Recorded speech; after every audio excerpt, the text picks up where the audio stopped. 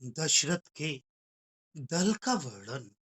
हाथियों पर बैठी सुंदरियां अपने पतियों के सहारे नीचे उतर पड़ी।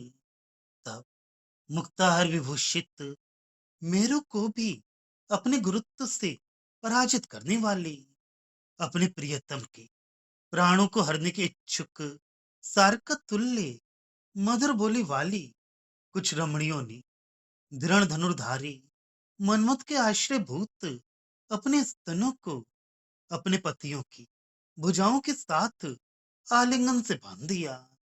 इधर ऊंचे और गगनचुंबी वट वृक्ष को भी तोड़ने वाले सरोवर को जाने के इच्छुक दृढ़ धनुर्धारी मनमत समान वीरों को ले चलने वाले कुछ हाथी भी देवदार तथा चंदन के वृक्षों से बांध दिए गए, जो शत्रु सम्मुख होकर युद्ध करने से नहीं दबता। उसे कोई चतुर नरेश असावधानी रहित विवेक के साथ राजतंत्र से उखाड़ देता है। उसी प्रकार ऊंचे पेड़ से बंधे हुए एक हाथी ने मेघमंडल को अपनी शाखाओं से छूने वाले सुंदर वृक्ष के तने को समूल उखाड़ दिया और चलने लगा। कृष्ण अपनी माता यशोदा द्वारा उखल से बांधे जाने पर अपने पीछे उखल को भी लुढ़काते हुए अति पुष्ट वाले युगल अर्जुन वृक्षों की मध्य से होकर निकल गई थी और दोनों वृक्षों को बीच से तोड़कर गिरा दिया था। उसी प्रकार एक हाथी अपनी पिछली टांग से बंधे आलान स्तंभ को भी खींचता हुआ वहां खड़े दो आम्र वृक्षों के मध्य से होकर निकल गया और एक साथ दोनों पेड़ों को गिराता हुआ चला गया। हाथी के मन में वैर उत्पन्न कर देने वाले कोप को दूर करने के लिए मीठी बोली बोलकर निपुणता के साथ उसको वश में लाने वाला कोई महावत किसी राजा के मंत्री जैसा था। और वे हाथी विविध शास्त्रों के अनुकूल हित वचन धीरे धीरे कहने पर भी उसे न सुनने वाले किसी उद्यत राजा के जैसा था। कोई हाथी किसी जंगली हाथी की गंध पाकर क्रुद्ध हो उठता है और उसकी खोज में निकल पड़ता है। अंकुश से आहत कोई मत्त गज अपने शत्रु हाथी को न देखकर मेघ के जैसे गरजता हुआ वन गज के मार्ग का अनुसरण करता हुआ वायु वेग से चल पड़ा। क्रोध के आवेश में वे अपने मार्ग में आए विविध प्राणियों को मारता हुआ चला। तो बाज चील आदि पक्षी झुंड बांधकर उसके पीछे पीछे उड़े। वे दृश्य ऐसा था जैसे किसी नदी के मार्ग में दूसरी नदी की धारा वह चली हो। बहुत से हाथियों की पंक्तियां जहां बंधी हुई थी, उस स्थान में कहीं से सप्तपंथी वृक्षों की मज्जल की सी गंध आई। एक हाथी पागल हो उठा और अपने को दबाने वाले अंकुश को झटके से दूर हटाकर मदगंध की दिशा में दौड़ चला और पुष्पों से लदे सप्तपर्णी वृक्ष को उखाड़ अपने अगले दोनों पैरों से रौंद कर चूर चूर कर दिया। असंख्य गज उनके मध्य सिंदूरांकित संकीर्ण ललाट वाली हथनियां और हाथी के बच्चे झुंड बांध कर खड़े थे। वृक्षों से भरा हुआ वह अरण्य हाथियों के एक यूथ जैसा खड़ा था और वह चंद्रशैल उस यूथ का पति जैसा खड़ा था। विशद ज्ञान वाले उत्तम जन नीच जनों की संगति करने पर उन नीच जनों के बुद्धि विकार जनक दुर्गुणों को धल देते हैं। ये कथन ठीक ही है, क्योंकि सोने के चक्र वाले रथ अपने स्वर्ण में चक्रों के मार्ग में पड़ने वाले काले पत्थरों को भी रगड़ रगड़ कर अपने सुनहले रंग से युक्त कर देते थे। जंगली मयूर उस सेना की सुंदरियों के बिंब समान अरुण अधरों को देखकर ये समझते थे कि ये वीर बहुटी को मुख में उठाए हुए ही। कदाचित इसी भ्रांति से रमणीय मेखला धारिणी, हरिण नैनों वाली उन रमणियों के सुनहरे लावण्य को देखते हुए वे घूम रही थी। गतिशील घोड़ों से उतरकर, हंस गति से चलकर, घने वृक्षों की छाया में जाकर ठहरने वाली स्त्रियां अपने शरीर पर के कलाप, 16 लड़ियों वाली मेखलाओं, काणा भरण तथा अन्य आभूषणों की चमक के कारण पुष्पित लताओं जैसी सुशोभित हो रही थीं। यात्रा करने से थकी हुई स्त्रियां स्फटिक प्रस्तरों पर लेटकर सो गईं, तो भ्रमरों के झुंड उनके कोमल चरणों तथा मुखों पर उन्हें सघन दल वाला कमल समझकर मंडराने लगी। दूसरे स्फटिक शिलाओं में उनके प्रतिबिंबों को देखकर सखियां इस भ्रम में पड़ गई कि यही वास्तविक स्त्रियां तो नहीं हैं।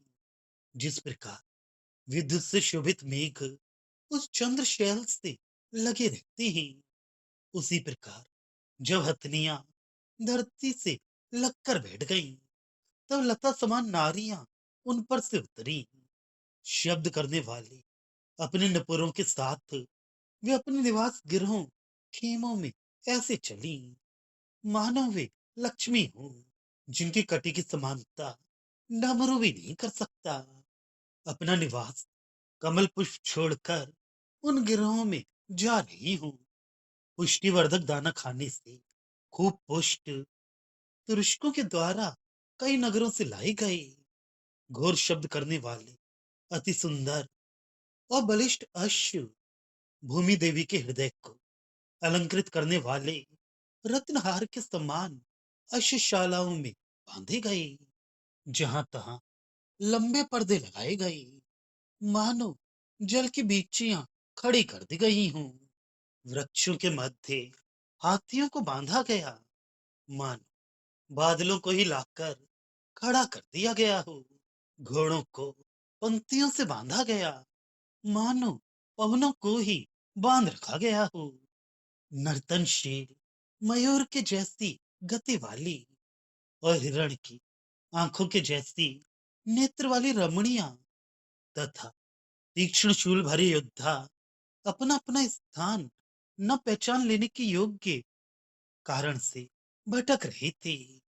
फिर भेरी के नाद और दूर तक सुनाई पड़ने वाले शंख के शब्द सुनकर तथा ध्वजाओं को देखकर पहचान सकी कि दशरथ चक्रवर्ती का आवास कौन सा है। फिर वहां पहुंच गए। सेना के पैरों से उठी हुई धूल रमणियों के मनोहर और उज्जवल शरीर पर छिप गई।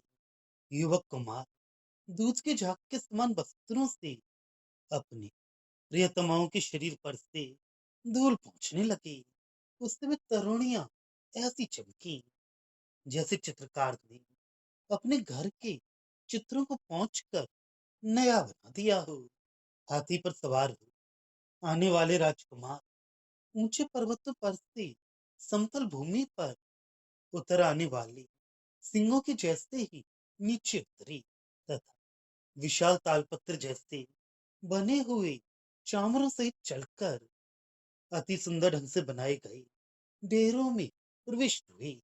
श्वेत वस्त्रों की बनी पताकाओं से युक्त उन आवासों में मंद हाथ और सुगंध से भरे सुंदरियों के बदन ऐसे लगते थे जैसे मेघों से भरे आकाश में रहने वाले चंद्रमा के उज्जवल प्रतिबिंब चारों तरफ उठी हुई तरंगों वाले समुद्र के धवल जल के भीतर से दिखाई दे रही हूँ।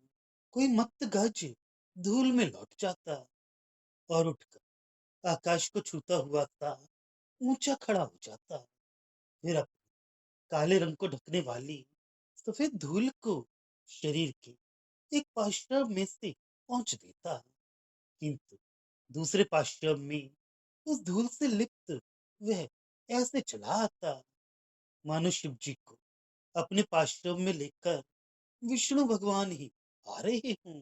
दुर्गुण व्यक्तियों के साथ अविचार के कारण मिलकर रहने पर भी चतुर सज्जन उनके स्वभाव को पहचानने पर जिस प्रकार उन्हें एकदम छोड़कर अलग हो जाते हैं, उसी प्रकार वेगवान अश्व अति सूक्ष्म धूलि पर लौट जाते और झट उठकर उस धूलि को झाड़कर दूर हटा जाते। भूमि, नारी और धन, इनकी कामना रूपी तीन प्रकार के पाश को तोड़कर उत्तम गुणवान योगी अपने योग बल से अपने स्वरूप को पहचानते हैं। ये लोग तथा परलोक के फल को पहचानते हैं तथा अपने लक्षित स्थान मोक्ष के स्वरूप को भी पहचान कर उसकी ओर तेजी से बढ़ते हुए सतमार्ग में चलते हैं। उन योगियों के समान ही घोड़े भी तीन गुण वाली रस्सियों के बंधन को तोड़कर अश्वपाल की दक्षता के कारण अपने कार्य को पहचानते हुए अपने लक्ष्य स्थान को जानकर उसकी ओर दौड़ चलती थी। अश्वारोही की आज्ञा से दबकर वापस लौट आती थी। जब कलकल करती हुई वीचियां इस प्रकार ऊंची उठती हैं कि उनसे छिटककर जल किनारे के झीलों में जा गिरता है, तब उनके साथ ऊपर फेंके गए पुष्ट मीन भी उछलकर चमक उठती हैं। उसी प्रकार जब आकाश से गिरते हुए कुहासे के जैसे ढेरों के पर्दे हवा के झोंके खाकर उड़ते थे, तब पर्दों के भीतर गोटी खेलने वाली स्त्रियों की काले नेत्र उन मीनों के समान ही चमक उठती थी। स्वच्छ जल वाली नदियां अपने प्रवाह के सूख जाने पर भी खोदने से थोड़ा थोड़ा जलदान करती रहती हैं। वे उस दाता के समान ही जो दानवी सारी संपत्ति देखकर निर्धन बनने के पश्चात भी याचक को अपना बंधु समझकर नहीं नहीं कहता है, किंतु अपने पास बची हुई संपत्ति से ही कुछ दान देता ही रहता है। वीर योद्धा जिनके वक्ष पर रत्न खचित स्वर्ण हार ऐसे लगती थी जैसे अग्नि के संग बिजली संचरण कर रही हो, जब अपने घने बांधे गए केशों को हिलाते हुए सद्य सुवासित डेरों में प्रवेश करती थी। पर्वतों की कंदराओं में प्रविष्ट होने वाले सिंहों के समान लगती थी। शूल और वराह दंत के जैसे तीक्ष्ण दांतों वाले रक्त केशों से भरे अपने माथे पर अनुपम अतिरिक्त वर्ण इंगुलिक धारण किए हुए बड़े बड़े हाथी अपने शरीर पर बंधी विविध घंटियों को ध्वनित करते हुए जब तरंग भरे प्रवाह को हिलोरने लगती थी, तब वे ऐसे लगते थे जैसे मधुर कैटव मनोहर नील समुद्र का आलोडन कर रही हूँ। काले काले मत्त गज उन्हें ठीक ठीक मार्ग पर चलाने वालों महावतों के संकेतों को नहीं मानते थे और अपने दोनों ओर खड़े अपनी जाति वाले हाथियों के द्वारा बाहर निकलने के लिए प्रेरित किए जाने पर भी वे परवाहों के साथ जलाशयों में ही पड़े रहते थे। वे हाथी वेश्याओं की मेघला चित्त जगन तटों में ही मग्न उन कामक जनों के जैसी थी जो ठीक मार्ग पर चलने वाले गुरुजनों के उपदेशों को नहीं मानती और समव्यस्त साथियों के द्वारा वैश्य ग्रहों से बाहर निकलने को प्रेरित किए जाने पर भी उसकी परवाह नहीं करती। श्रेष्ठ वस्त्रों से भूषित कटी वाली रमणियों के साथ पुरुष पाकशालाओं से जलती हुई अगरों की लकड़ियां ले आते थे और आग जलाकर धुआं उठाते थे जिससे वे सूर्य के आतक को भी मंद कर देती थी। इस कारण उनके ठहरने का वह पुरातन स्थान गर्जन न करने वाले मेघों से आवृत विशाल समुद्र के जैसा ही था। कंदरायुक्त पर्वतों में निवास करने वाले विद्याधर उस सेना के नर नारियों को देखने के लिए आते और उनके सौंदर्य को देखकर यूं आश्चर्य में पड़ जाती थी कि अपने साथी संगियों को भी भूल जाती थी। इस प्रकार सुंदर राजकुमारों और तरुणियों के जमघट से वह सेना ऐसी लगती थी मानो अमर लोक ही भूल से धरती पर उतर आया हो। तरुणियां अपने स्थान पर आने के पूर्व ही मार्ग की थकावट के कारण लेटे हुए पुरुषों से रूठ जाती थीं। वह मान उनके सौंदर्य को बढ़ा देता था। कभी कभी तोते से मधुर भाषण करने लगती, कभी अपने नुपुरों से मधुर नाद उत्पन्न करती हुई धूप को भी लजाने वाली अपनी स्वर्णिम कांति को आगे आगे फैलाती हुई चलने लगती, मानो मयूरों का झुंड ही विहार कर रहा हो।